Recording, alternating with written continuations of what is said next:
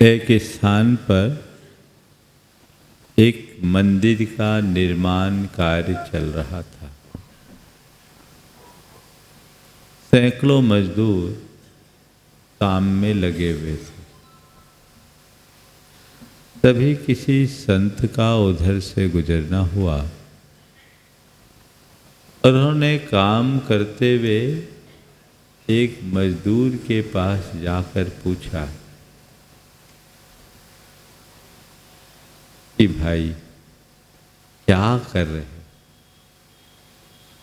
उसने बड़ी बेरुखी से संत की ओर देखा और कहा, दिखता नहीं, अंधे हो क्या? पत्थर तोड़ रहा। संत मुस्कुराकर आगे बढ़ गए। थोड़ी दूर दूसरे मजदूर से पूछा, वह भी वही काम कर रहा था। उससे पूछा, भाई क्या कर रहे हो? उसने कहा, पेट पाल रहा। संत मुस्कुराकर आगे बढ़ गए और थोड़ी दूर पर एक तीसरे मजदूर के पास पहुँचे जो बड़े मग्न होकर अपना काम कर रहा था और मुख से प्रभु के गीत गुनगुना रहा था। उसके चेहरे पर भारी प्रसन्नता और आह्लाद भी झलक रहा था। संत ने उससे पूछा, बंधुवर क्या कर रहे हो?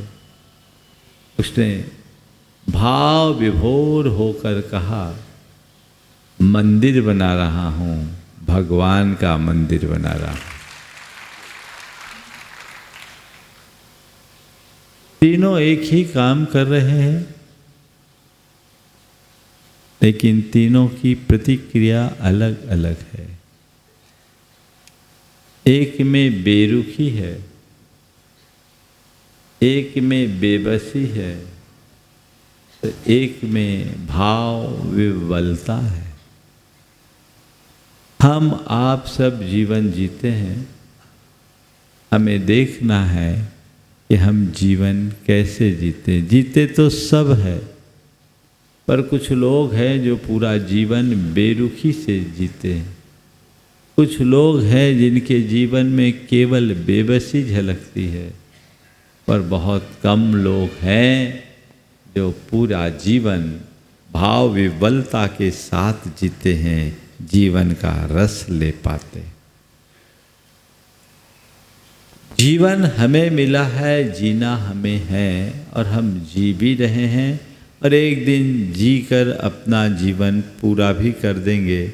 लेकिन सबसे महत्वपूर्ण बात केवल इतनी है कि हम कैसे जी रहे हैं, हमें कैसे जीना है। जीवन हमें मिला है, हमें तय करना है कि आखिर हमें कैसे जीना है। हमारा समग्र जीवन हमारी सोच पर अवलंबित है। हम जिस तरीके से सोचते हैं, हमारा जीवन वैसा ही बन जाता है। सबके जीने का अपना अपना तरीका है और विगत दिनों से हम केवल इसी बात पर अपना ध्यान केंद्रित कर रहे हैं कि हमारे जीवन पर हमारे सोच का कितना गहरा प्रभाव पड़ता है, बल्कि हमारी सोच हमारे जीवन को कितना नियंत्रित करती है। सच्चाई तो यही है कि सोच ही हमारे जीवन की धुरी है जिस पर हमारा समग्र जीवन आगे चलता है। अपनी सोच में सकारात्मकता को विकसित करना है। हमारा सारा जीवन हमारी सोच से चलता उतरता है, इसलिए हमें सोच की शक्ति को पहचान कर उसे रचनात्मक दिशा देना है और सकारात्मकता के साथ आगे बढ़ना है। इस आशय की बात विगत दिनों से आप सबके मध्य चल रही। आज उसी बात को आगे बढ़ा रहा हूँ। आज का युग उपभोक्ता वादी युग है, जिसमें सब तरफ गला काट प्रतियोगिता चल रही। एक बड़ी विचित्रता सी बन गई है, हर जगह कंपटीशन है, हर जगह प्रतियोगिता है, प्रतिस्पर्धा है।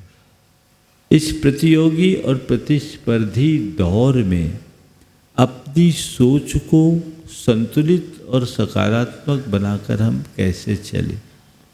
सबसे पहली बात तो ये है कि हमें अपनी सोच में प्रतिस्पर्धा रखनी चाहिए या नहीं। आज 4 शब्दों की बात मैं आप सबसे करूंगा। प्रतियोगिता, प्रतिस्पर्धा, प्रतिद्वंद्विता, प्रतियोगिता, प्रतिस्पर्धा, प्रतिद्वंद्विता और प्रशंसा, ये 4 शब्द हैं।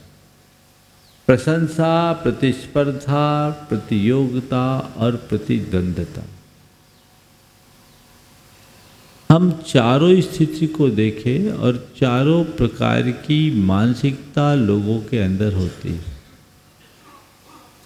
सबसे पहली बात है वह प्रशंसा की।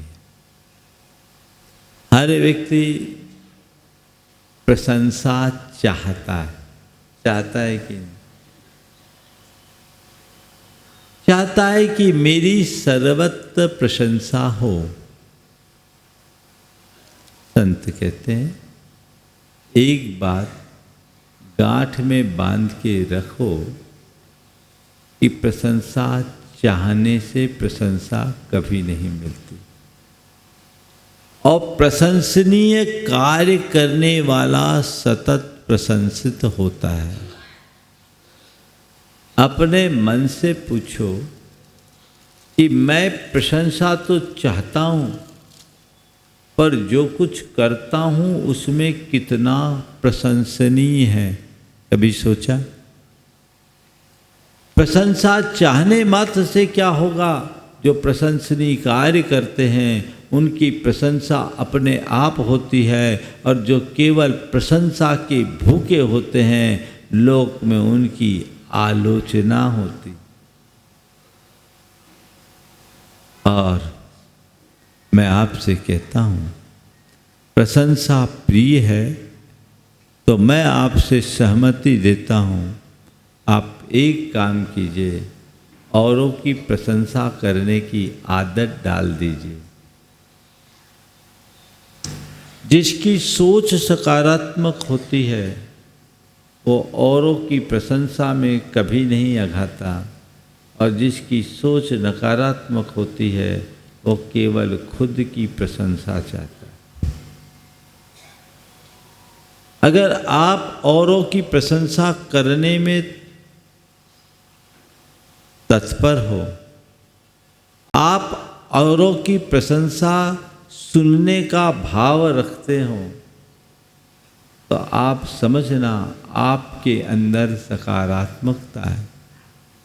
और जो व्यक्ति औरों की प्रशंसा करने की आदत नहीं रखता, जो व्यक्ति औरों की प्रशंसा सुन नहीं पाता और आत्म प्रशंसा में मुग्ध होता है, हर क्षण अपने मुंह से अपनी प्रशंसा का आदी होता है, अथवा औरों से अपनी प्रशंसा की भूख रखता है, वो नकारात्मक सोच का धनी। हमारे शास्त्रों में हमारी भावधारा को मापने के लिए विभिन्न प्रकार की लेस्याएं बताई।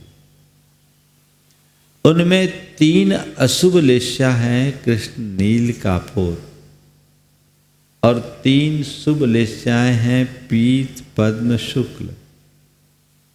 इनमें जो 3 अशुभ लेस्याएं हैं ये तीनों नकारात्मकता की अभिव्यक्ति है, अशुभ भाव को प्रकट करते हैं,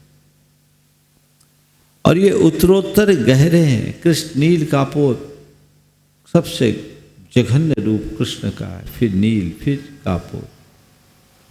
उनमें ये तीनों को नकारात्मक निरूपित करते हुए कहा गया कि आत्म प्रशंसा के भूखे लोग कापोत लेस्या वाले होते हैं। मैंने 6 लेस्याओं पर बड़ा सूक्ष्म विवेचन किया है। विगत दिनों जो पुस्तक आप लोगों के बीच आई थी रंग जीवन के, वो 6 लेस्या पर ही विवेचना है। जिनको विस्तार से उसे समझना है वहाँ से देख सकते हैं। लेकिन मैं जो बात कह रहा हूँ कि प्रशंसा की चाह, प्रशंसा की भूख नकारात्मकता की अभिव्यक्ति है। कोई हमारी प्रशंसा करे, हमें प्रसन्नता होती है, लेकिन जहाँ हम प्रशंसा की अपेक्षा रखें और वहाँ अपेक्षित प्रशंसा ना हो तो बड़ी आकुलता होती कि नहीं। हम कहीं ये अपेक्षा लेकर जाएं कि आज हमारा नाम लिया जाएगा और कदाचित नाम ना आए, तो बोलो मन में क्या बीतता है। बड़ी आकुलता होती है, बहुत आकुलता होती है। ये हमारी दुर्बलता है। सहज अगर हम अच्छा काम करेंगे तो प्रशंसा होगी ही होगी। जिसकी सोच में अध्यात्म प्रतिष्ठित होता है वो सदैव अच्छा कार्य करता है, लेकिन उसके फल की अपेक्षा नहीं रखता।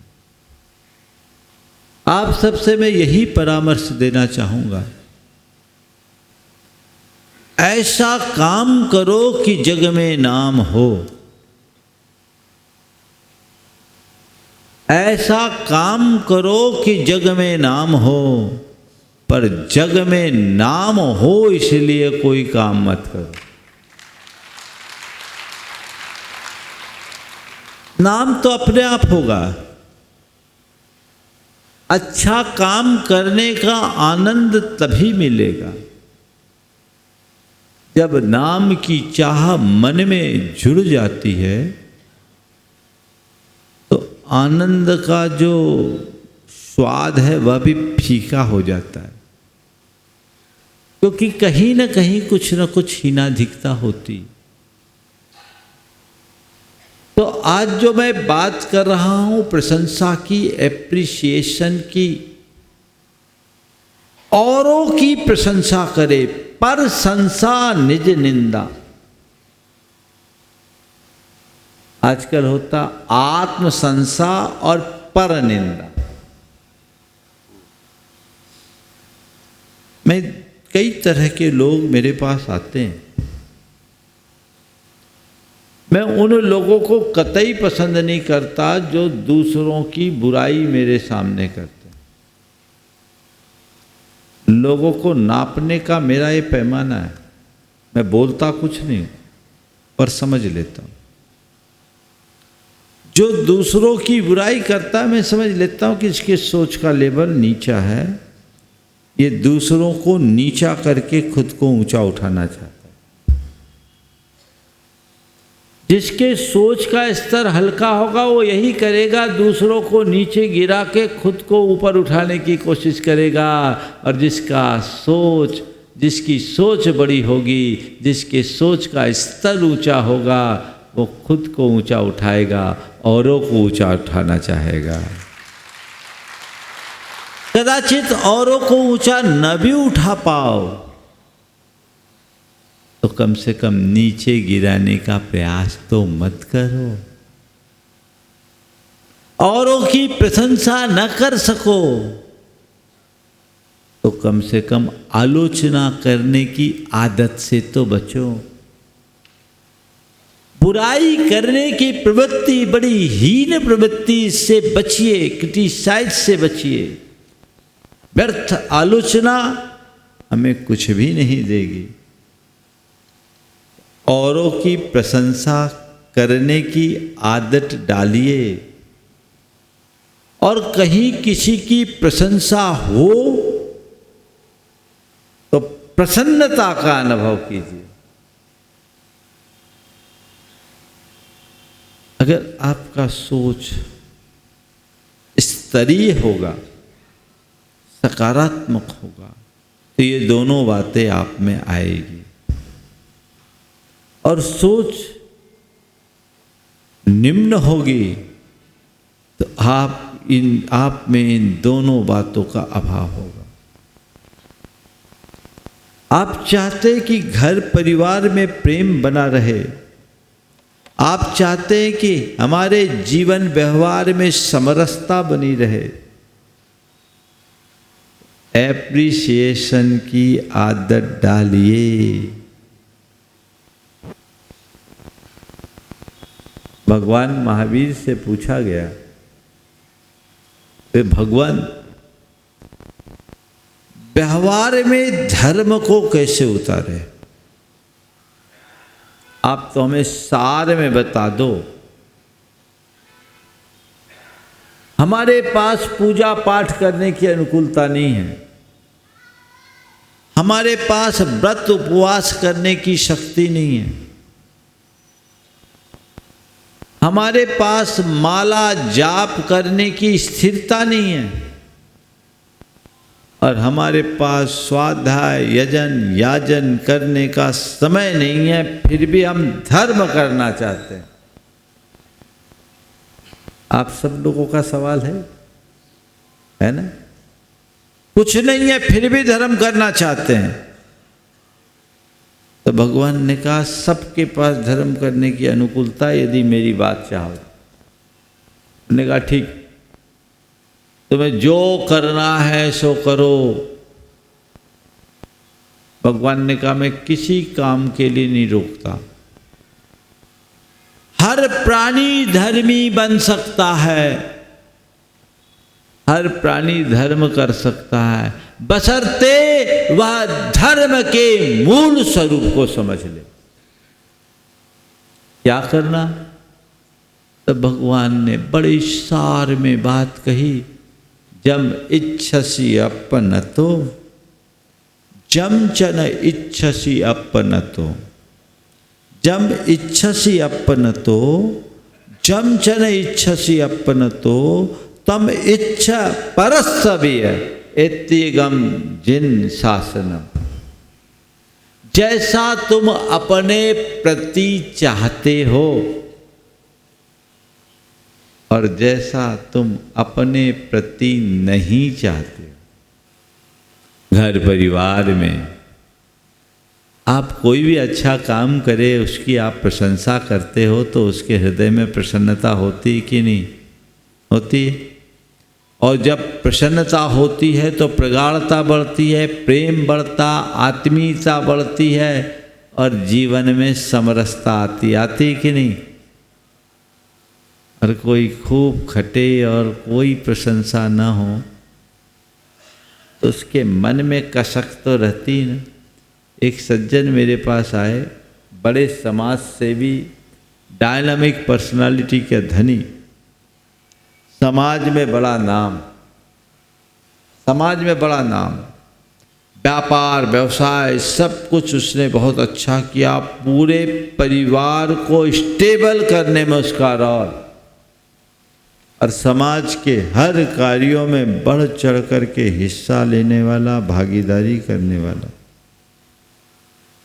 उसने एक दिन भरी आंखों से मुझसे कहा, बोले महाराज पता नहीं मेरे कैसे कर्म का उदय, मेरे कैसे कर्म का उदय है, मैं रात दिन खटता हूँ, एड़ी चोटी एक करता हूँ महाराज, पूरी समाज मेरी प्रशंसा करता है, जितने साधु संत यहाँ आते सबका आशीर्वाद मुझे मिलता, आप जैसे संतों का भी मैं कृपा पात्र बना हूँ, आपका मुझ पर इतना विश्वास जमा है महाराज, इस सब चीज़ों की खुशी है। लेकिन महाराज मैं क्या बताऊँ, घर जाता हूँ ना तो घर में आज तक किसी ने भी मेरे किसी कार्य की प्रशंसा नहीं की।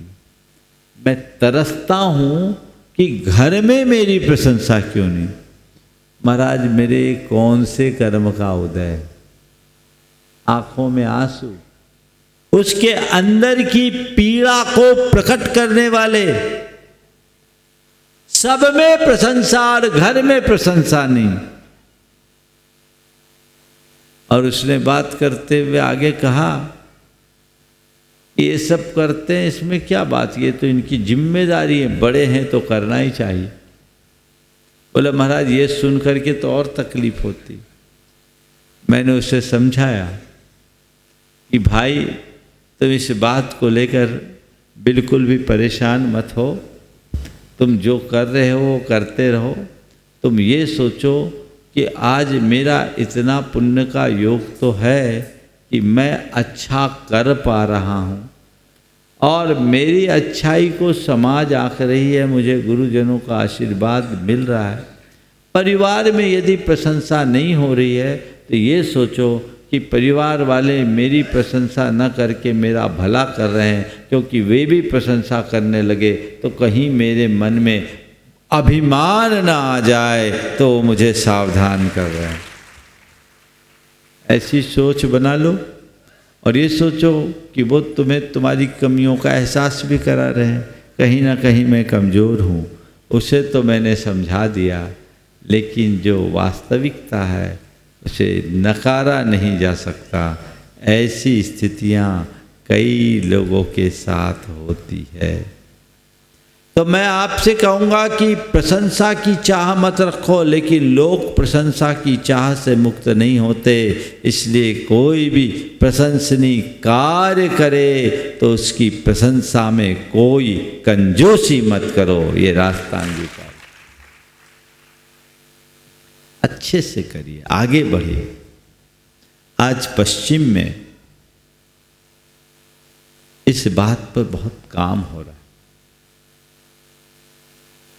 और वो जीवन के रूपांतरण के लिए इनका प्रयोग कर रहे हैं, जिसको वो लोग डिवाइन फॉरगिवनेस के नाम से बोलते हैं। हमारे यहाँ उत्तम क्षमा है। अब आजकल आपको उत्तम क्षमा कम पसंद आता है, डिवाइन फॉरगिवनेस कहते तो अच्छा लगता। अब क्या बोलूँ, आप लोगों को हिंदी समझ में नहीं आती। उसमें पूरा एक प्रोग्रामिंग होता है, उसमें thanks giving, appreciation, smile giving और फॉरगिवनेस को प्रमुखता दी जाती। बोले इससे हमारे रिलेशंस अच्छे होते हैं और सोच का लेवल अच्छा होता है, मन साफ और प्रसन्न होता है। तो ये चीजें क्या हम नहीं अपना सकते हैं? हमारे शास्त्रों में ये बात सदियों पूर्व से कही गई।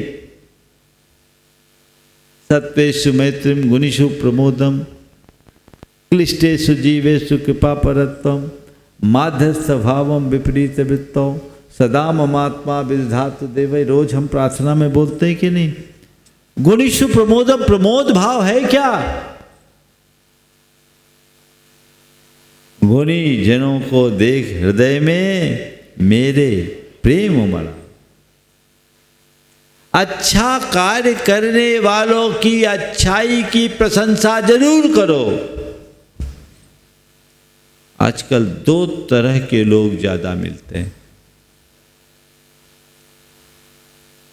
अच्छाई पर प्रशंसा न करने वाले अथवा झूठी प्रशंसा करने। जो अच्छाई की प्रशंसा नहीं करते वे ईर्ष्यालु होते हैं। जिनके हृदय में ईर्ष्या भरी होगी वो कभी न तो किसी की प्रशंसा कर पाएगा, न प्रशंसा सुन पाएगा, न प्रशंसा सह पाएगा और न ही खुद कोई प्रशंसनीय कार्य कर पाएगा, क्योंकि उसके हृदय में आग लगी है। जो खुद झुलस रहा है वो औरों को छाया कैसे देगा? ईर्ष्यालुपन भी नकारात्मकता की अभिव्यक्ति है। और दूसरे जो झूठी प्रशंसा करने वाले लोग हैं, वे चाटुकार लोग हैं। चाटुकार लोगों को पुराने जमाने में भाट कहा जाता है ना। और अगर बुंदेलखंडी ठेठ शब्द में कह दूं तो मैं अपने मुंह से नहीं कहना चाहूँगा, आप लोग समझ जाएंगे भाटों को क्या कहा जाए। तो आज एक प्रकार की गाली बन गई है ना। तो ये क्या है? ये दोनों चीजें नकारात्मक है, इनसे बचिए।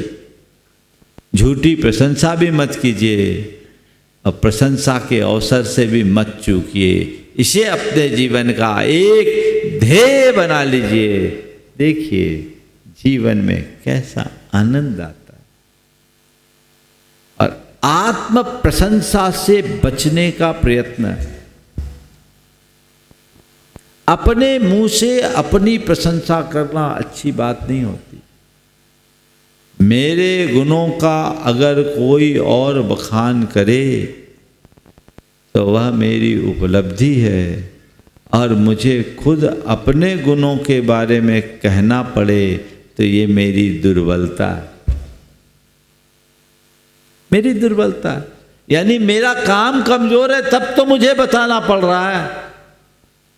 मेरे काम में दम हो तो किसी को बताने की जरूरत नहीं होगी, मेरा काम ही बता देगा।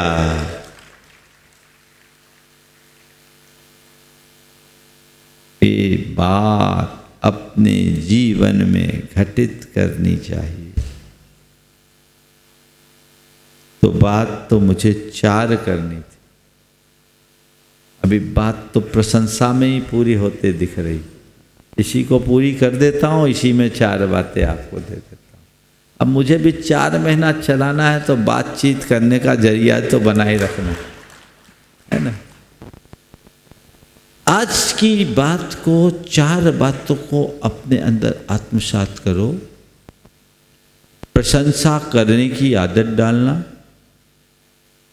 प्रशंसा सुनने की आदत डालना, आत्म प्रशंसा से बचना, अपने मुंह से अपनी प्रशंसा हमें कभी नहीं करना, और प्रशंसा की चाह से यथासंभव बचना। पर कदाचित ऐसा न कर पाए तो 4 बातें दूसरी ले लेना। बुराई करने से बचना, बुराई सुनने से बचना। किसकी? दूसरों की।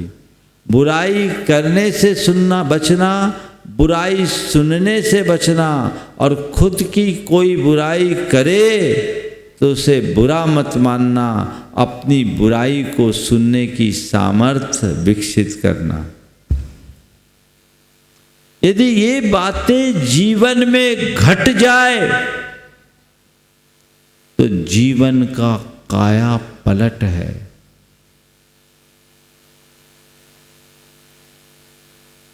अब तो एक दिन गुरुदेव ने बात कही कि लोगों को मिठाई पसंद है, मिर्ची कम। मिर्ची नहीं पसंद है, मिठाई पसंद है ना। पर ये पता आपको, केवल मिठाई खाने से पेट नहीं भरता। होता है क्या बोलो? किसी को कितनी भी मिठाई कितनी भी पसंद हो, मिठाई के साथ कुछ नमकीन तो चाहिए ना, चाहिए कि नहीं चाहिए? और नमकीन में मिर्ची ना हो तो, और मैंने तो सुना मालवा वालों को मिर्ची ज़्यादा पसंद है। हाँ, पसंद है ना? मालवा राजस्थान, हाँ, आजू बाजू है, मिर्ची पसंद है। मैं आपसे कहता हूँ, मिर्ची खाने में बुराई नहीं,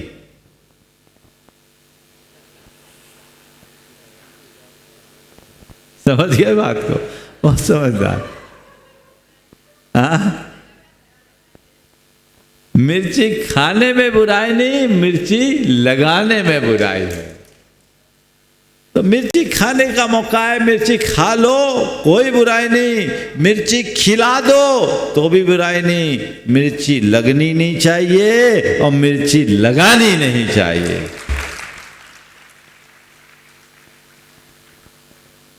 तो चीजें हैं। और बताऊं, मजा तो तब है जब तुम्हें कोई मिर्ची खिलाए भी ना। मजा तब है जब कोई तुम्हें मिर्ची खिलाए तो भी मिर्ची न लगे, तुम्हें प्रसन्नता की अनुभूति। पति भोजन कर रहा था, सब्जियों में मिर्ची ज्यादा थी, इतनी तेज मिर्ची कि उसकी झांस से आंखों से पानी गिरा। मिर्ची की तेज झांस, आंखों से पानी। पत्नी ने पूछा, क्या बात है, रो क्यों रहे हो? रो क्यों रहे हो? बोले रो नहीं रहा हो, या खुशी के आंसू। आंसू गिरे, रो क्यों रहे? बोले रो नहीं रहा हूं, ये खुशी के आंसू। बोले किस बात की खुशी? बोले ऐसी इतनी अच्छी सब्जी तुमने आज तक नहीं खिलाई, ऐसी सब्जी कि तुमने आज तक नहीं खिलाई। बोले एक चम्मच सब्जी और दूं क्या? बोले नहीं, अब ज्यादा कुर्सी बर्दाश्त नहीं होगी, अब ज्यादा बर्दाश्त नहीं हो। आनंद तो तभी है,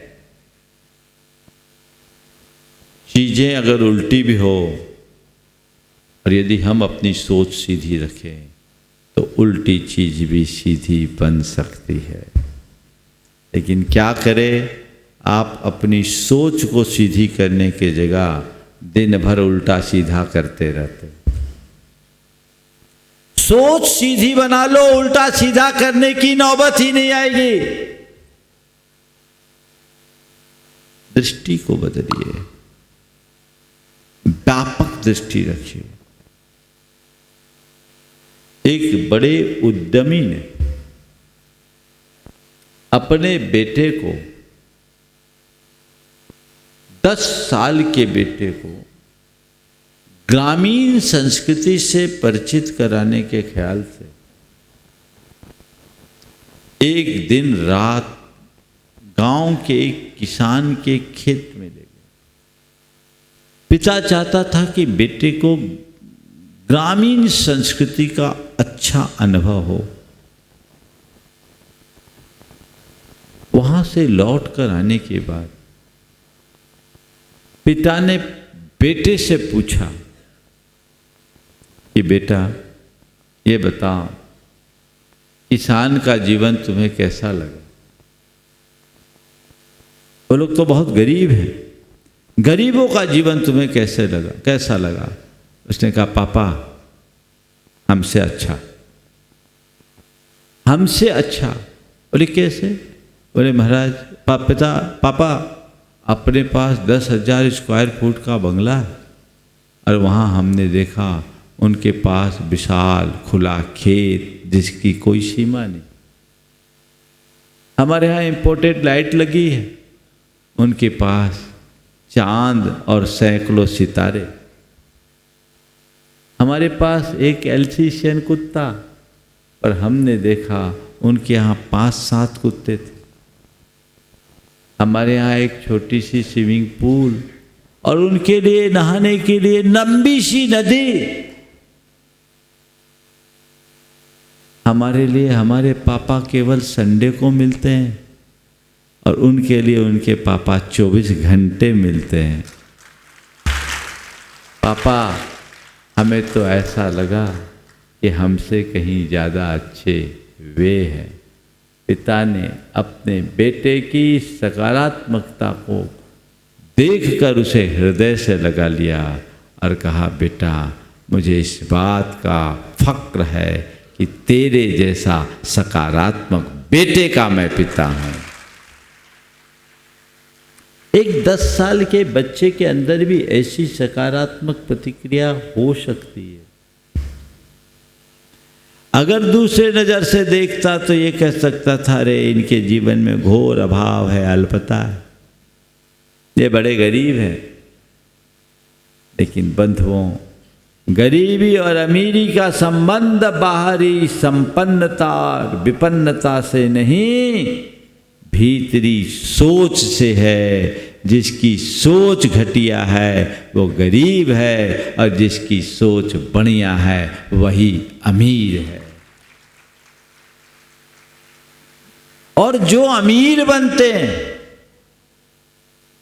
वो अपनी सोच के बदौलत ही बनते हैं।